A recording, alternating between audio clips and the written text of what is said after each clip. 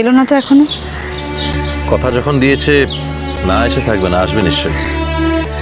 শেষ পর্যন্ত মত বদলাবে না? মনে হয় না। তুমি বাড়িতে কিছু জানিয়েছো?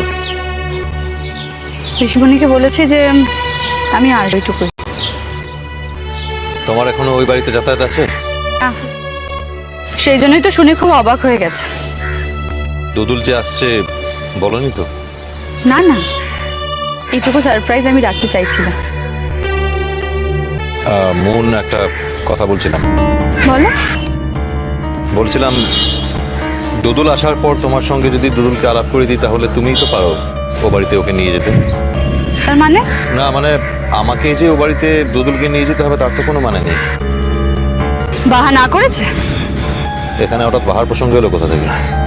তুমি নিজেই বলেছিলে যাবে, এখন নিজেই নিজের কথাটাকে চেঞ্জ করছো, তাই আমি জিজ্ঞেস করব। আমি আমার কোনো কথা চেঞ্জ করিনি মন। আসল কথা হলো দুদুলে তার মার সঙ্গে দেখা করানো। তোমাদের বাড়িতে আমার যাওয়াটা নয়। ইষ্টি কুটুম সোম থেকে রবি প্রতিদিন দুপুর ৩টে স্টার জলসায়।